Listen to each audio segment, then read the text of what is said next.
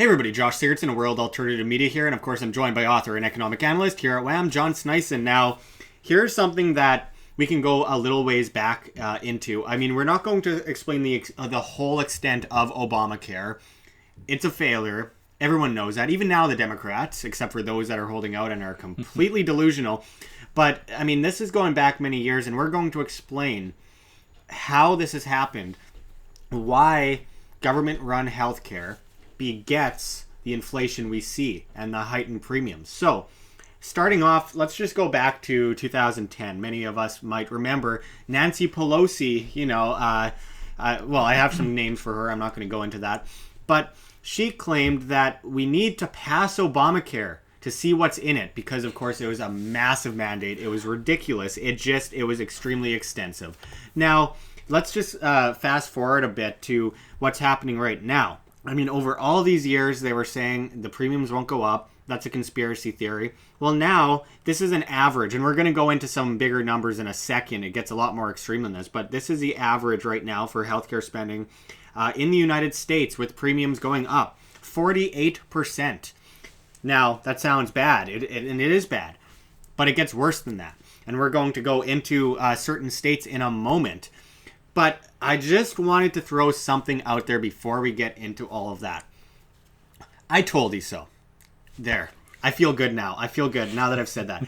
I have been saying since the very beginning of Obamacare's push by the media, yes, because the media was a big part of it. You must hate the poor. You must hate the sick. You must hate the disabled. The fact of it is, I love these people. I want them to get what they deserve. And that doesn't come from the state. That comes from cheap affordability with their healthcare system and the ability for competition, which allows prices to get lower. And we're going to go further into that in a moment, but I just wanted to read a little quick piece here from Breitbart, and they were saying, young, healthy people will refuse to overpay for insurance they do not need. The remaining patients will be older and sicker. Prices will have to rise, more patients will drop coverage, and then collapse. Thanks to the provisions of the Obamacare statute itself, many of the law's most obnoxious deadlines happen in the fall, right in the middle of election season. Now, of course, Hillary Clinton recently said that she wants to update Obamacare into, the 90s Hillary care. She wanted to get Canada's healthcare system down south in the United States. Us living in Canada, no better than that. Now, I'm sorry if I'm chewing on something. I got a Halls. I had a bit of a cold a while ago. But just going off of that, this socialist healthcare system, what it does is basically it takes away competition from the insurance companies, takes away competition from the medical care companies, the pharmaceutical companies, all of the different medicines. They could compete and get the best medicine out there for the cheapest price, but what do they do instead? Well, the government steps in, they monopolize, and they destroy the industry, causing massive amounts of inflation in the medicine and causing a huge headache for people, but then they perpetuate it by saying, we're going to solve this problem by doing the very thing that caused the problem. Now, before we get into it, I'm going to play this clip of Obamacare's chief architect, Jonathan Gruber, and what he has to say about Obamacare off the record. It's just, you can't do it politically. You just literally cannot do it. Okay? Transparent financing, unless I have transparent financing, also transparent spending. I mean, this bill was written in a tortured way to make sure CBO did not score the mandate as taxes. If CBO scored the mandate as taxes, the bill dies. Okay? So it's written to do that. In terms of risk-rated subsidies, if you had a law which said healthy people are going to pay in, it made explicit that healthy people pay in and sick people get money, it would not have passed. Okay, just like lack of transparency is a huge political advantage. And basically, call it the stupidity of the American voter or whatever. But basically, that was really, really critical to getting the thing to pass. And, it's the second best argument. Another Massachusetts hero, John Kerry, or more likely his staff, came up with a great substitute idea. They said, look, what you economics nerds want to do is you want to say that for people with expensive health insurance plans, they will no longer get a 40% tax break. What if we instead just levied a 40% tax on the insurance companies that sell these terrible expensive Cadillac plans? We said, well, that's pretty much the same thing, but why does it matter? I said, you'll see. And they were posted and that passed. Because the American voter is too stupid to understand the difference. So as you can see, he thinks the American voters are stupid. Now, I'm not going to completely disagree with that, because I would more change the word stupid to ignorant, because people are being fed BS by the media and they are buying it up. They're eating it all up.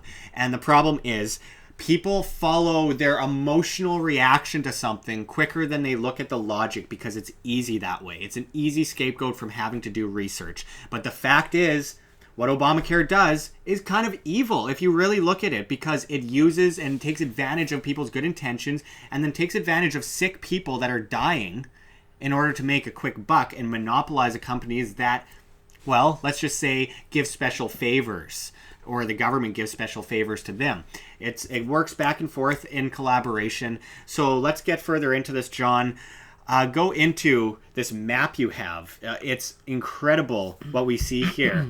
Yeah. I think you said, what was it, 4 states where the premiums have gone down? Well, great. Yeah, now let's see where it's gone up in the other 46. Well, there was about 6 states, but the problem is when you look back at some of those states that actually went down in 2014 that I looked at, they also went up. So, and a couple went down, but on the average, there is a huge number, which is probably like around 20% something for sure, like close to 20%. Now, the worst hit states with these rate hikes in the Obamacare premiums, which is quite insane. Like I looked at the biggest one, which was Montana, and in 2014, Montana had an increase of almost 85% in the premiums, which is substantially crazy increase in numbers. And then of course in 2015 they had an increase of 35%, so 120% in 2-3 years. How does that affect your wallet if you actually do need to pay into this crappy healthcare insurance? Now, when it comes to healthcare insurance, Josh, you got to understand that this is just another way to try to monopolize and create like a government-run system that we have here in Canada. Yep. I've seen it firsthand in Norway, especially through my mom being stuck in the healthcare system, suffering with high blood pressure for a very long time. It's very sad. And of course, like that's what they want to create. They want to create this great socialist system where everybody's equal. And nobody's going to get any great healthcare whatsoever. That's what it comes down to when you create a system like that. There's no competition. Nobody really cares about providing their very best.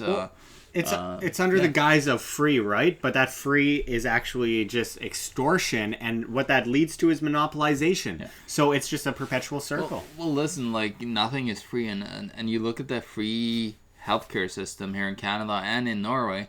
Well, look at the amount of taxes we pay compared to the United States. In Norway, we pay 70 to 80% of our tax, like money, back to in some form or fee or taxation back to the government. Yeah. And it sounds like everything is free, and even though some aspects of healthcare is free, there's you still have to pay for certain aspects of it in Norway, and also our educational system. I just want to chirp in on that because everybody's saying, "Oh, in Norway, everything is free." Well, I actually had to go into a student loan because I wasn't covered because my separated parents had too much of a salary by themselves. Yeah. So like again, like.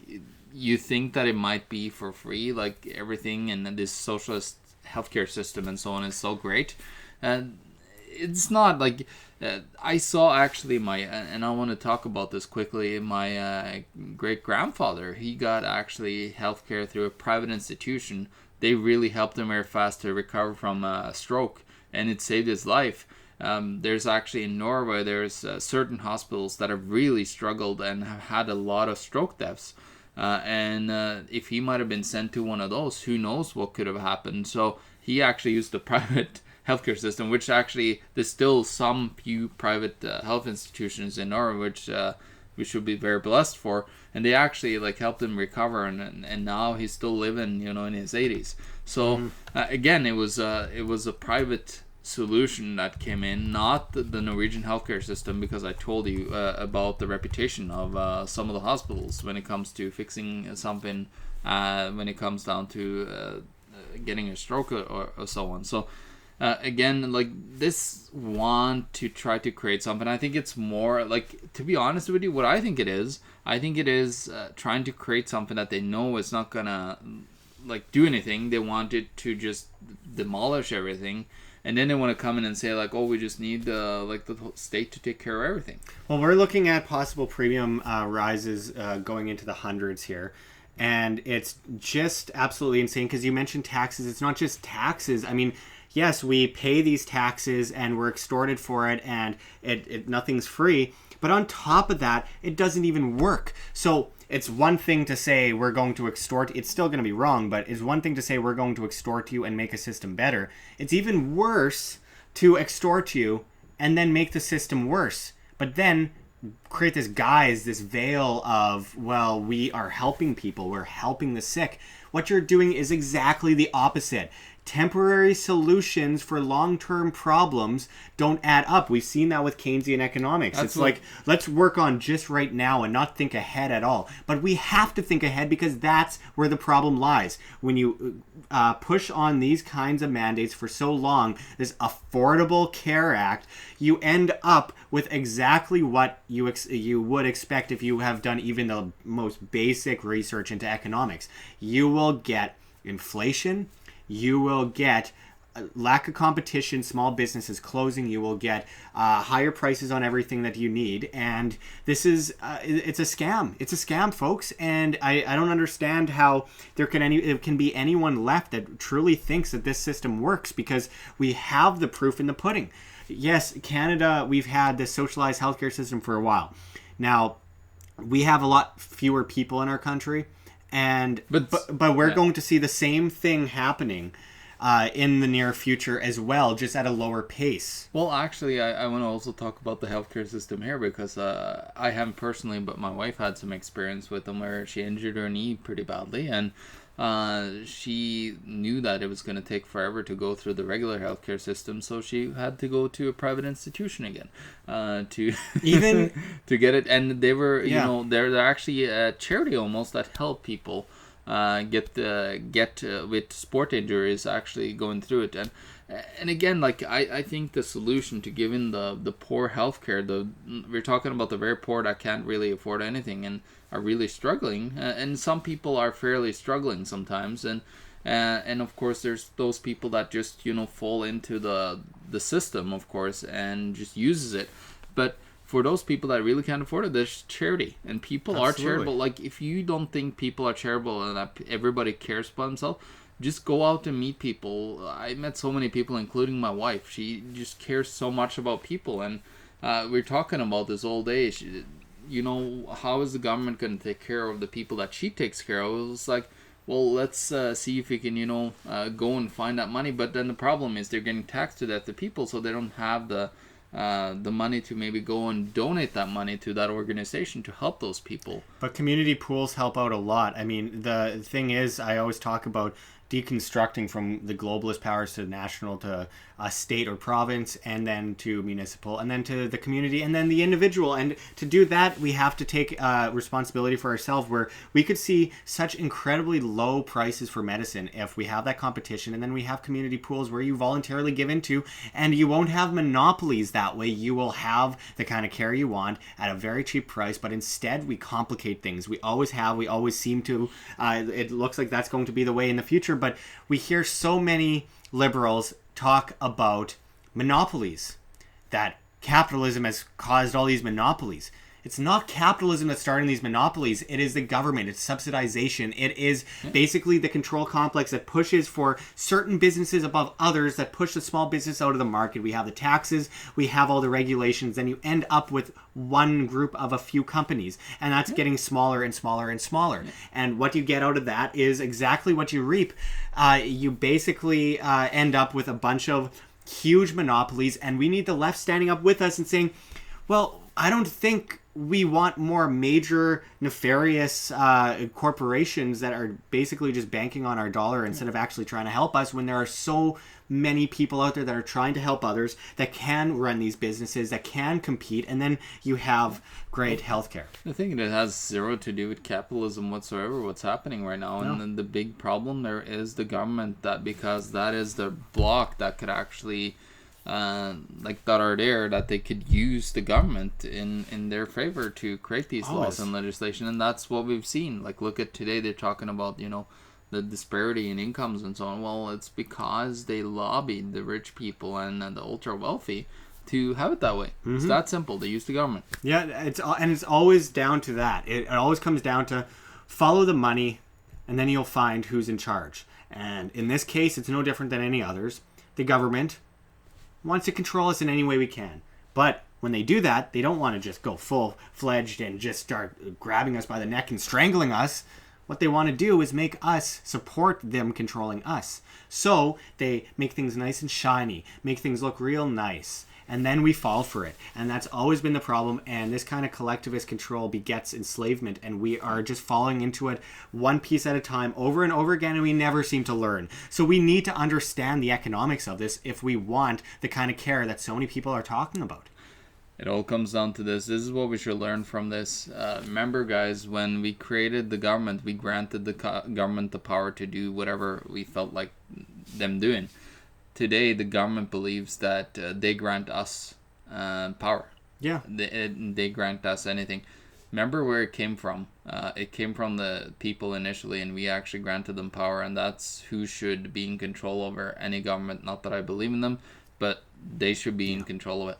Absolutely. Well, there's so much more to this story, but I wanted to leave it at just the basics of exactly how this works. And, I mean, I want to throw up a quick tweet on the screen. Hillary Clinton saying, Obamacare was first called Hillary Care. Well, in the 90s, Hillary pushed Hillary Care. It was one of the biggest disasters. And that's saying a lot because there was NAFTA and all that kind of stuff signed around the same time. And it actually didn't end up working, and it was shut down. But the fact is, this is something that both sides, Republicans and Democrats alike, were pushing for. There is Romney Care. It's all a bunch of BS. Be self-sufficient, and you will see prices go down. You will see competition. You will see healthier people. And let's also not forget, before we shut this down, that the government is the same one that's been giving subsidies to these companies that make us sick to begin with, that create these monopolies through things like Monsanto. They're the ones that are behind this push for us to be unhealthy, and then they come in like a superhero and everyone applauds and says, yes, government, when they basically try to enslave us even further. And then we end up a few years down the line, which no one ever thinks ahead to, we end up broke, we end up with inflation, we end up without the proper care that we need. And we could do so much better. We have an abundance of commodities, we have an abundance of things that we can use to our own advantage to enable us to be healthier people. But we have to depend on ourselves, not the state, because we are just going in circles. We're basically just repeating the same problem, reaction, solution over and over again. And we need to get out of that system as soon as possible. It looks as though this is going to basically all collapse by 2017. But I have a feeling that they're going to try and tug on people's heartstrings more and say, well, here's a new plan, and they'll push it off a little bit further down the road. But I don't think it's going to work this time, because this economy, the world economy, is tanking, and it's because of stupid manipulation like this. Where they want to go is they want to go to global healthcare. That's the next step with our global government that they want to implement. World Health Organization. Yeah. And what they want to do is they just have, you got to remember the cycles I talked about on the show before, where, you have no government, anarchy, and then you have all government, totalitarianism. It's an inevitable state of government. When you let government get some power, over time, people want accumulates. more. Yeah, exactly. It always does, and it begets enslavement. So let's just leave it at that. Thank you, John, for showing us that map there. It's just incredible, and it's so sad because they're using sick people. It's sickening. So many people are dying, and I mean, I know Jeff Berwick, who's a friend of us here at WHAM. He had to bring his mother from Canada down to Mexico to get proper health care. Jack Layton, who was one of the big architects of this healthcare system in Canada, who died a few years ago from cancer. When he got cancer, he traveled to Europe, even though this was a system that was so great. I mean, may he rest in peace and all, but come on. Even the people that are behind this, as we showed Jonathan Gruber, know what's going on, and they're using us. Folks, wake up. Thank you, John. We'll be back at you with much more. Check the links below. GoFundMe, Patreon. We can't do it without you good people. Any donation is very much appreciated. And also new, check the links below as well for the Anarchapulco link. You can get a certain percentage off of the price into Anarchapulco if you sign the WAM promo code, which is WAM. So check that out too. We make a little bit out of it. You save money. You have a great time with a whole bunch of anarchists, voluntarists, and libertarians. Why would you resist that? Come on, guys. Resistance is futile. So check that out as well, and we'll get back at you with much more. This is Josh Sigurdson, John Sneisen, signing out from World Alternative Media. Find the truth. Be the change.